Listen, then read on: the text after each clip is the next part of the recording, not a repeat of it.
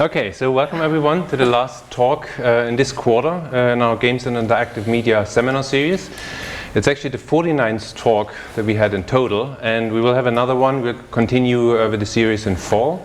So if you have suggestions for speakers or topics, email me, contact us, and we try to see what we can do, okay?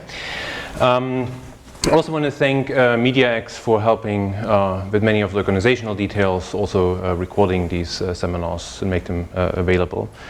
So it's my pleasure to introduce today's speaker, Katherine Isbister, who is currently a game and human-computer interaction researcher and professor for computational media at the University California in Santa Cruz. Before, she was at NYU, where she ran the Game Innovation Lab. She also did her PhD, actually here at Stanford. And what she's generally interested in is how to create more compelling, emotional and also social qualities in games, but also in digital media in general. And she's done lots of great work. She received lots of acclaim for that. Just to name one of it, MIT named her once one of the 100 young innovators who will shape the future. She published a lot, as I say, both in terms of journals, but also in terms of books. And her latest book, which is also the title of today's talk, is How Games Move Us. So welcome, Katherine. Well, I'm really thrilled to be here today, and maybe some of you were here last year when I gave a sort of warm-up talk as I was working through completing this book. So the talk today is about the material in this book that I actually spent some time while I was here at Stanford on sabbatical last year finishing up, and I actually have some copies of it with me if anybody's curious and wants to flip through it later. Essentially, as Ingmar said, I've spent my career at the intersection of games and human-computer interaction. And one thing that I noticed over those years is that when I would talk to people about the kind of work I did, they often had some really interesting prejudices about what games were doing for people. And I knew from working with game designers and working in games research myself that these were not very nuanced impressions of what games had to offer. And so at this point in my career, now I'm a full professor, I decided, it's time to write that book where I turn outward and I try to explain to a person who may not be an expert in games what's going on with games, and in particular, how to think about the design choices that game designers make and have evolved that affect us emotionally. And so that's what I'm going to talk to you about today. So here's an early advertisement from Electronic Arts. Electronic Arts is one of the largest game companies today. I don't think it's the largest anymore. For a while it was. But this is just to show that from the very beginning in computer game development circles, people were interested in the emotional impact of games. So the advertisement was meant to make Electronic Arts stand out, and the question was, could a computer make you cry? So from the beginning, games have been this amalgam of technology and really interesting interactions and the aesthetic and emotional appeal that any medium brings to the table. So there's a tension within the game development community in thinking about emotion and game design. And I think that arises from this moment that happened somewhere in the 90s where game developers started to be able to use graphics cards to do more advanced graphics techniques in games. And they started to want to interact with cinema, with Hollywood. So there were a lot of experimentation happening between those two worlds. And I like to think of it for people who are my generation or above, like that commercial from my childhood about Reese's peanut butter cups, where this person eating chocolate and this person eating peanut butter, and they run into each other, and then they're like, oh no, you got your chocolate in my peanut butter, and then they discover that it's delicious. But in fact, some of these experiments that happened during this time period were not delicious, they were actually painful. They were really bad applications of cinematic techniques to game design, and they left some game developers with a sour taste in their mouth for using techniques from narrative to drive emotion in games. And I think that's had a legacy within the game development community where people who are hardcore game developers sometimes are almost a little allergic to thinking about emotion in games, and they prefer to focus more on the cognitive engagement somebody has with the systems that they're designing.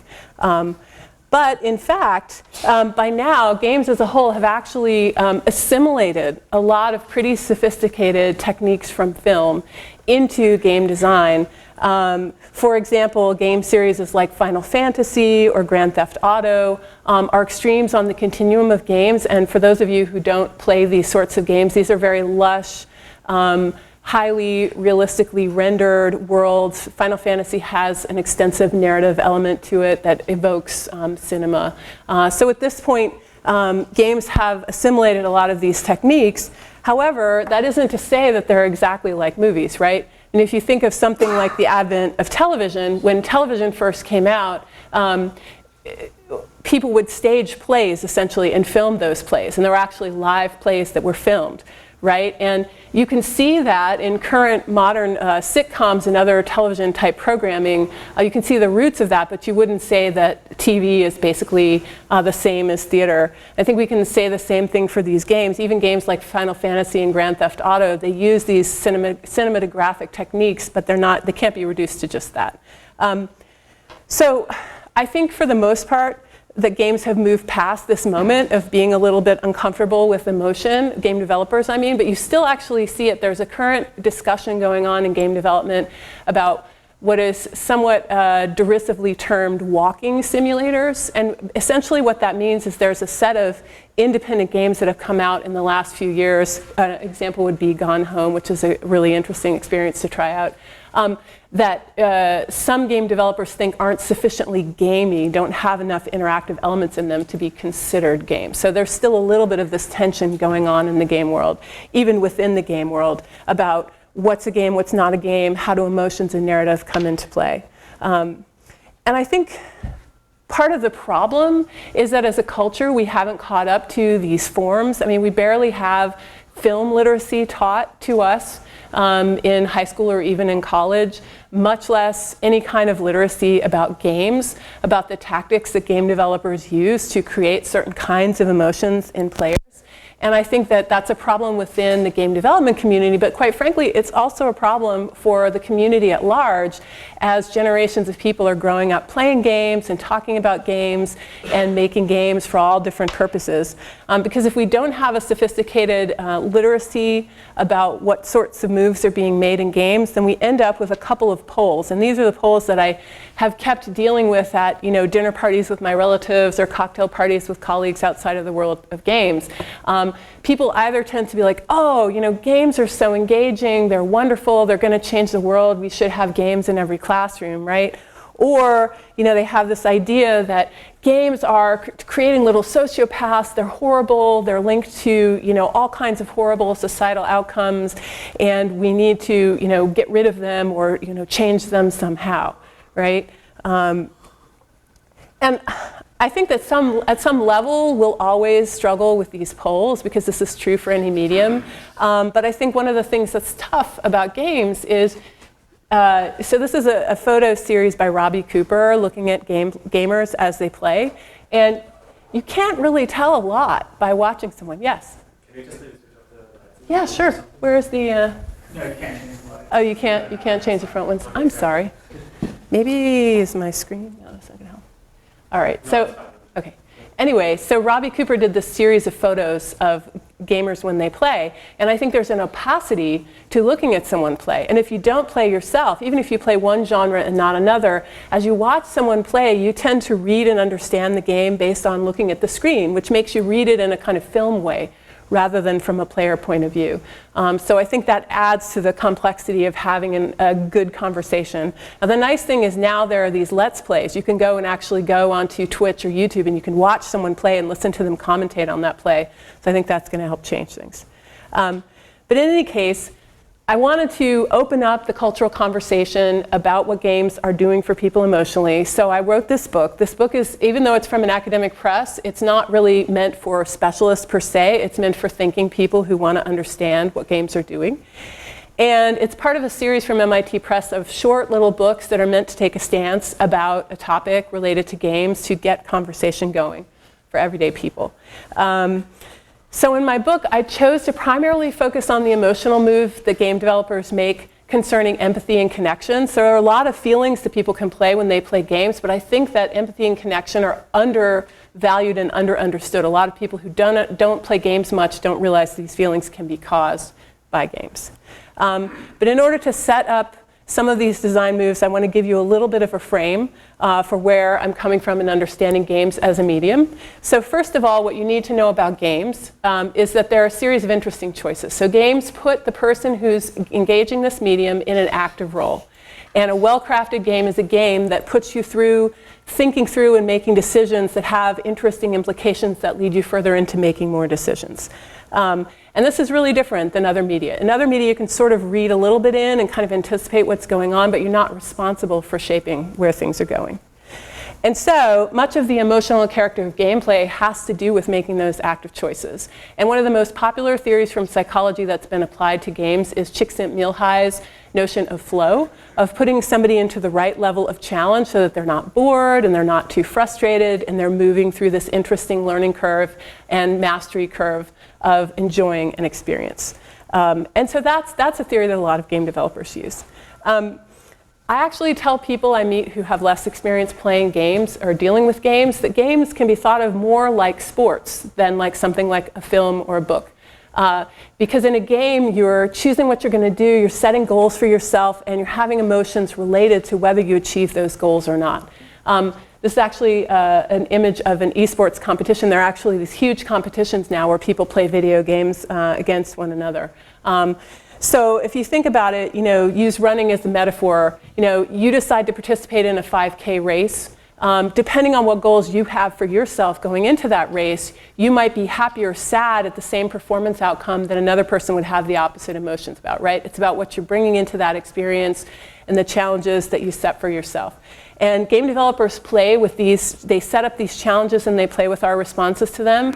Most common commercial games actually are designed to make you feel kind of superhuman and amazing and really cool and powerful, because people like to feel that way. But then sometimes independent game developers will intentionally try to create a different set of feelings for you. So I hear some of you laughing. For those of you who don't know, this is a game by an indie game developer, Bennett Foddy. It's called QWOP. And you have to operate the muscles in the runner's legs, and it's basically impossible. So you get into this game thinking, ooh, I'm going to go, and then your runner just falls, and then he falls again, and then it just becomes so ridiculous you start laughing at yourself, right? So in some sense, it's sort of a meta-reflection on gaming and challenge and frustration. So that's sort of the sort of activity core of games. But I think there's another layer that's really important for understanding emotional impact, and that is the social layer. So this is a quote from a game designer, Will Wright. He says, people talk about how games don't have the emotional impact of movies. I think they do. They just have a different palette. I never felt pride or guilt watching a movie. And he talks about when he first played this game, this was a game called Black and White Creature Isle. And in this game, you could train a little creature to be your minion. And you could either train it to be good or evil, depending on how you treated it. If you mistreated it, it would become evil. So Will, who designed The Sims and other very well-known games, decided immediately to explore the darker territory. So he starts slapping the character around, and then he feels horrible.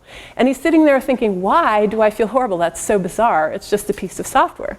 Well, in fact, my PhD advisor, who was here at Stanford, and his colleague Byron Reeves wrote a whole book about the fact that we can't help reacting to technologies that act in a social manner as if they were social. So essentially, the minute that creature had a face and a body and then responded by cringing and being upset about being struck, there was a part of Will Wright's brain that just started to read into this and interpret it as if it was actually a living being. And so my book works with this fact that we are inherently social, and that games can evoke that socialness from us. And I think that game designers have created a palette of effects through their design choices that leverage the social sense that we have. So let's start with thinking about non-player characters. So this creature is an example of a non-player character. This is a really powerful thing that game designers have created. Almost every game, maybe not some casual game, but some of the earliest games and almost every game that you'll encounter has other beings that are controlled by the computer software. And having these other characters allows the game designer to evoke behaviors out of us that are social. For example, caretaking behavior. So in this case, this is the minion of the player, and the player has an emotional investment in how this minion is doing. And in fact, this is a very common trope in video game history. So there was the Little People game, I think it was in the 80s, Tamagotchis that came out where you had to take care of this little creature, Nintendogs, and this is a game that was going around in the last year, Neko Atsume. Has anybody been playing this? This one is really pretty funny. It's like a sort of a phone-based game, and all you do is you buy these little toys and treats, and you try to get these cats to come and visit and play in your little play space, right? And you feel this great satisfaction if they actually show up. It's like the quintessential cat lovers game. It's kind of puzzling if you're not into cats, but if you're into cats, you totally get it. Anyway, so thinking pets aside, actually, digital non-player character companions have, in fact, caused some of the most powerful emotional moments for gamers. So I actually did a survey with a student, and we asked people, did a game ever make you cry? What happened? Almost every case was somebody had spent time building up a relationship with a non-player character and then suffered the loss of that character during the course of the game. So this is a very powerful technique. And I want to show you one example that's come out since the book was out. Has anybody played That Dragon Cancer? Or seen any media about this? This is a really powerful game. This is a couple who were in the process of losing their son to cancer, okay, and going through treatment with him. They decided to make a video game to help people understand what that experience was like. And I'll show you a little bit of the trailer. I think it'll give you a feeling for kind of the tone of the game.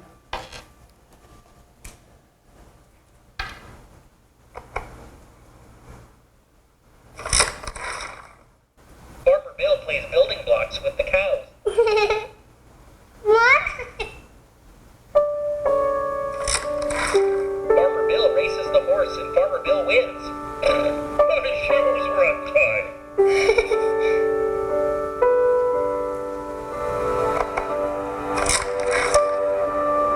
What does Joel? Wawa. In cups, bathtubs, and the warm, wet tongues and the cool fur of Das. Yes, maybe the sweet was a daily affection. So that gives you a flavor for the visual style of the game and the way that the sun is represented. So basically, this game is very interesting because it gives you very limited choices. In some ways, it could be categorized as one of these walking simulators. So you get into little vignettes or situations. For example, you're trying to stop your child from crying because he's dehydrated. You're trying to get him to drink some juice. And in this way, the couple takes you all the way through this experience with them. And their argument was, this is a much more powerful medium to use than a movie because kind of they could design these moments where you're taking actions and you have a limited palette of actions that you can take. And you can experience some of what they had to go through in terms of letting go of control and working with the situation. And dealing with this, processing this emotionally. So this is a really powerful example, I think, of taking a universal relationship, which is, caring for a child, which even people who don't have children feel strongly and have strong responses to children, and then using that as a vehicle for helping a player understand an emotional situation. Interestingly, in the game, they made the choice, not to show their son in a highly rendered fashion, but to leave his face blank. And that was done to allow people more easily to project their own selves, their own children they know into that character and relate to the situation in a more universal way. Now my slides are going to be frozen. Okay, here we go. So here's another experience that I find interesting. It's not a game as such. It's actually a VR experience, but it's something you all should look out for. And I think it adds to this area of thinking about NPCs and the relationship to emotion and players. This is a game that was, an experience that was drawing on a person's personal experiences in Serbia during a war era in that country. And, you can't see it very well. It's really a shame. Essentially, it's a VR experience where you put on the headset, and it's parents and a child, and everything's vibrating, and there are noises and crashes and sounds outside, which are actually from the war. But the parents are telling a story to the child about how it's actually a giant outside to kind of turn it into something that's less scary and kind of help her process it. What I think is interesting about this example is it uses the sort of takeover of the peripheral vision that VR offers and the directional sound and vibration to amp up even further the emotional response for the person who's having this experience. And I think we're going to see a lot more of this in VR games as game designers get control of the issues like nausea and designing the right controllers. Okay, so that's just a little bit about non-player characters. The next innovation that I think is really important in games that has maybe been undervalued outside of gaming is the creation of avatars. So when you come into a game world, especially one that has any kind of story element to it, normally you're assigned an avatar, a character that you operate. And sometimes you see the character on screen, sometimes you just see through that character's eyes. But the beauty of having an avatar is that it starts to work on the player at multiple psychological levels right away. So at a visceral level, the player is now moving through the world and experiencing through their senses the things that this character would experience. At a cognitive level, they're trying to problem solve as if they were this character. They look like that character to other people if they're in a social game, so that character becomes a social mask for the person. And then all of that works together to allow them to really be embedded in a fantasy. And that, in turn, allows for really interesting and powerful emotional crafting on the part of designers. So I'll give you an example of a game that I thought was really excellent at this, and this is written up in more detail in the book, and that's City of Heroes. This was a massively multiplayer online game that was around for many years. And this game had a really interesting strategy for putting people into the player avatars. So essentially, part of the avatar's characteristics shaped gameplay very heavily. So in massively multiplayer online games, you typically have different classes of characters, and each kind has different powers within the game, and you form teams in order to get things done. So when you were choosing your superhero character in this game, the first step was picking a class of character, and then you would actually pick certain kinds of powers you would have, and those powers were linked to a backstory for you. So there were several different types of backstories. So you could have powers that came from science, you could have powers that came from being a mutant, you could have powers that came from technology or from magic. And those things link really nicely to superhero tropes in comic books and movies, but they also in the game link to specific powers and to specific things you could acquire as you went along. But then, after making those two very gameplay-tied choices, the player got to customize their costume and the look of their character in extreme ways and get really into crafting almost any kind of look for themselves that they wanted. And then the last thing was they actually added a little origin story, and that was literally just something that you would click on as another player to see what that character's origin story was when you were meeting them. And this combination of gameplay-tied and very flexible design choices led people to have very powerful emotional reactions to the game. Essentially, because of the gameplay choices, they could run around as if they were the exact kind of superhero that they wanted to be and have the powers they wanted. But then because of the sort of freeform choices, they could make that highly custom in a way that nobody else in the game would have. And so I'll read you some of the examples of people's backstories that they typed up to give you a feel for the range. So Melissa Kane, formerly a teacher in a school for superpowered children, now a revenant out for revenge. That other kid, stuntman, who after too many knocks on the head believes that she's actually a superhero, runs around Paragon City waving a katana and quoting Quentin Tarantino movies. Swamp Fever, a scientist who merged himself with hallucinogenic swamp plants. And then the 100-Acre Hood, oh bother. Right? So that's like an incredibly huge range of styled personas that then could relate to how that person would engage in that gameplay. Now, there was actually research here at Stanford about how if you give somebody superhero behaviors in a virtual reality setting, you'll actually change how helpful they are to other people. So it's just to say that, you know, as you start to pull these kinds of fantasy personas and capabilities into environments like VR, you may even start shifting how people think of themselves and what they're capable of. So in this particular study, basically what happened was Jeremy Bailenson and some other folks here, people would come into the VR room and then they would be told they were going to fly over the city, and they would either fly like Superman or they would be riding in a helicopter, and they would have to rescue this diabetic child and give them assistance. So if they did the superhero posing, so then after this, the assistant in the study would pretend like to knock over some pencils, and they would see how long it took people to help start picking up the pencils. If you'd been the superhero you would pick them up much faster than if you'd been riding in the helicopter, which is kind of interesting. Our bodies have very important impact on how we feel and how we think about ourselves.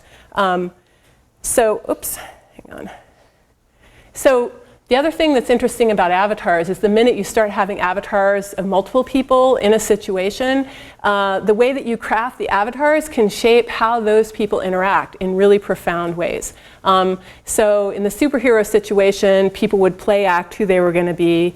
And there are other types of games that set up different kinds of scenarios. But I just wanted to point out that as human beings, we're at a very basic level wired to want to collaborate and work together physically. And so working together physically in a game taps some very deep desires that we have and some very deep ways of forging human connection. So I want to use the example of this game, which is called LittleBigPlanet, because I think this is a very elegant example of paring down social interaction between characters. So many times massively multiplayer online games have like chat and other things happening in parallel and very rich communication taking place. In this particular game, it could be played in the living room, but it could also be played across the network. It was a PlayStation game. And if you were playing it across the network, there wasn't really any easy way for you to talk to the other person, to use your words. This game is a puzzle game in which you get this little avatar, the sack person, and then you customize it a little bit, and then you work together to solve these platformer-style puzzles. And what happened was people started to evolve ways to interact using the sack boys to communicate non-verbally. And the reason they could do this is because they implemented ways on the joystick for you to make the character smile and frown and act excited and depressed, and also just use gestures as well. So people started basically marionetting these characters to create interesting interactions. So I'll read you an example from a couple of players. Helen calls them the hurrah buttons, L2 plus R2 plus both analog sticks held upward. Whenever she wins the most points on a LittleBigPlanet level, she presses these buttons, and her grinning sack girl lifts both arms in the air in wordless celebration. My sack boy, meanwhile, tends to scowl and storm off the side of the screen, fists clenched. Or after a particularly stressful level, he might pull out a frying pan and hit Helen's sack girl over the head. Helen tends to take losing slightly better. She will drag my sack boy away from the camera mid-disco dance in a vain attempt to take the spotlight. Either way, nigh every level ends in a comical scuffle between our characters, with nary a word spoken in the real world. So these particular players are sitting in the same living room together, and they certainly could just tease each other verbally. But for them, it's really fun to interact through these characters. And I would argue that's because the controls of the avatars narrow the characters into this really fun, interesting puppeteering space that's sort of like old school slapstick comedy, and they're really enjoying being in that space and enacting that space together. So that's, if you think about that, that's a very subtle and interesting way to manipulate social relations through the context of piloting these avatars, right? To help you sort of understand that, let's take a very, very different example. This was actually a game that was crafted for Occupy Oakland by an independent game designer named Anna Antropy, and it was meant to be put in a console that was being carried in this truck. And the whole idea of this particular day at Occupy Oakland was they were going to take over a building in Oakland as a group. And so this game, the design of this game from the beginning was about teamwork and helping one another and sort of not emphasizing individual identity so much. So the way you played it is there was a series of gates, and you'd rise up through these gates, and you'd get an avatar with a particular color, and then the next person who came in would get a different avatar, and you could help each other move upward through this level. And in the game design, there were sacrifices you could make as an individual player that would allow the next player who came along to get up higher, so that collectively you'd get all the way where you wanted to be. So you can see the really different design choices between LittleBigPlanet and City of Heroes and this game. All of them are being used to shape how people feel about one another and the kinds of social space that is possible between them. Okay, so the last design innovation that game designers have come up with over the course of evolving this medium that I'd like to discuss is a kind of figure and ground thing. It's basically the way that game designers carefully control the social context around the actions of players to shape what kind of experience they're going to have. And games are really different than other kinds of productivity software in this way. Like with the desktop metaphor and with touchscreen metaphor, you can't really assume much about where the person's gone and when they're going to. You don't know so much about what's happening for them. It makes it harder to control context in a rich way. But in games, typically the developer knows all those things and can work with that as design material. So here's an example of a game that's mostly social only through non-player characters, but then occasionally becomes social between players. Animal Crossing New Leaf. And this game, for the most part, you're off on your own. You're in a little village. You're meeting villagers. You're collecting things. You're earning money to fix up your house. It's kind of a funny little experience. But then occasionally you can go and you can visit somebody else's village and house and sort of communicate with them about that. So I want to read you a little bit of a review of this game from a very well-known game journalist when it first came out. And this was a situation in which he was visiting the house of one of the actual makers of the game as part of his interview with them about the game. So he says, "It had been raining in my virtual hometown. It was raining in Kyugakus. More coincidence. I stepped off the train and here were two of the game's creators as little Animal Crossing people. Kyugaku directed me to some objects outside the train station. They were at my feet. 'I left you some gifts,' she said. There were baskets of fruit. There was a present wrapped in special wrapping paper. She encouraged me to open the gift. It contained carp streamers, a gift that only Japanese gamers were slated to receive from the game on Children's Day in early May. I'd never have unlocked it in my American copy of the game. We'd found ourselves a good bullet point. She suggested that players could benefit from connecting to gamers in other countries to get items offered only in those regions. This wasn't a mere tour, obviously. It was a friendly sales pitch with gifts. We all casually walked past a flag that just happened to have a Kotaku logo on it. That's his magazine. Flattery. Later, they sent me a QR code to generate it."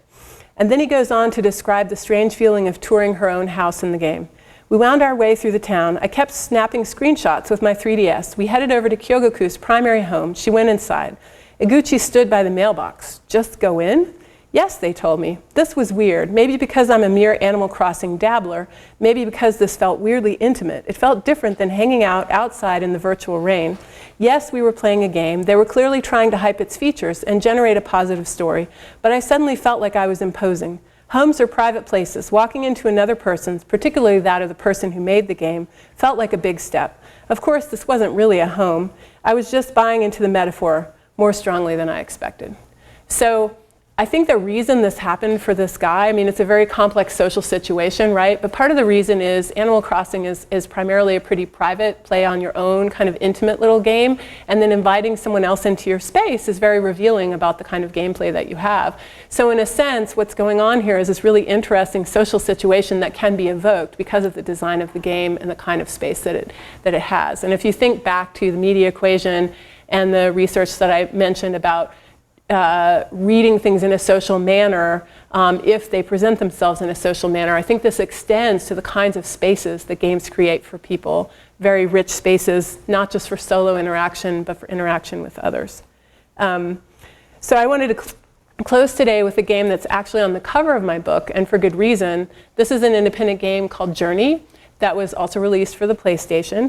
And this game very artfully combines the situation and the environment and the tasks that the player is faced with the design of the avatar and the avatars for the players to create a powerful emotional experience. So Genova Chen, one of the game's designers, from the beginning wanted to create a sense of smallness and awe in players.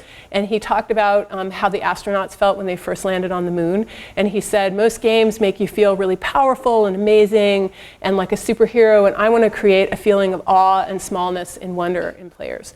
And so from the beginning, they knew they were going to do this. So they created these little tiny avatars in proportion to the world. They're also very simple, and there really aren't any choices. Like some of the other games I've shown you, there are a lot of customization options for avatars. That's not the case in Journey. What's also interesting about Journey is the other challenge they set for themselves was to create a collaborative and deeply meaningful multiplayer experience in an online game.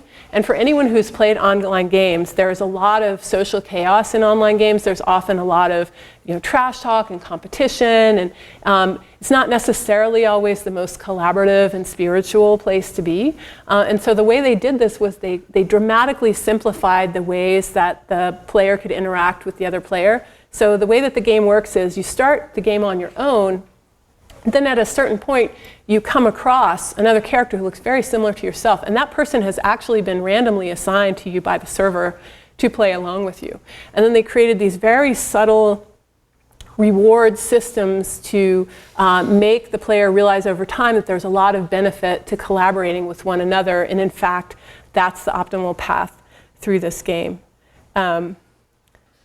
So let me just read you a quote that a player had to say about this experience of running into somebody else in this way. "I stumbled across another player in the beta second area, identical to me, with no visible username or real method of communication.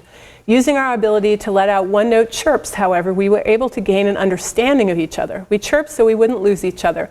We touched in order to keep each other's jump ability powered up. We ran across the desert together while chasing flying carpets. The world of Journey is stark, dead, and lonely, despite its eerie beauty, and that made me want to stick with my new companion all the more. Sliding down a dune with a new friend next to me, chasing carpets. It was magical, to say the least." So this is the designers working with all the material, you know, working not just with the avatars, but also through the context of the world and through the options of action that are available to players to intentionally craft this really interesting emotional moment that could happen between players. And this was reported again and again as people reviewed and discussed Journey and their experience with Journey as a game. And just to make one more reference out to the world of VR, how many people have seen this video from Facebook of the Oculus social interaction? Anybody? Well, I'm going to play it for you so you can see it.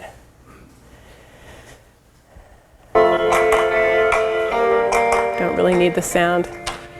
Basically, one of the main critiques of VR so far has been that it's very isolating socially, that it's not so engaging and interesting to people. And actually, I think it was just last month, it was in April, they demoed this demo, and essentially what happens is, you know, you have hand controllers and you have a very simple face, and you can make doodles and stick them onto the person, and you can sort of share things in this VR world. And you get a lot of expressiveness out of this that I have friends who've actually experienced this demo, and they were really astonished. And quite frankly, I was a little bit skeptical about VR as a gaming experience before I saw this, and now I actually think that there are techniques and tools for crafting avatars in VR that also make use of the body and the sense of place that happens within the body to craft really interesting experience for people. Okay, so to wrap up, I hope that through this whirlwind tour of these different specific design techniques that game developers have come up with that move us, that move players emotionally, you've begun to see that gaming is a very complex space with a lot of interesting knobs and buttons that are in the form of design innovations that can affect how we feel. And so any conversation that we want to have about emotions in games, just as we would with film or as we would with novels or any other artistic work, we need to become literate and start to unpack exactly what's happening for players and why it's happening in order to make good choices about what we want to experience, what we want children to experience, what's the right type of game for the right, you know, kind of serious game situation, and how should it be designed. You know, you look at violence in a film, and it depends. Is it a cartoonish action movie? Is it a Tarantino movie? Is it an art film that has high value for certain reasons? And you unpack those things in different ways. And so I hope that this has begun to give you some of a vocabulary for thinking about how games move people and how to think about what you want to do with them based on that. And look at that, I finished early.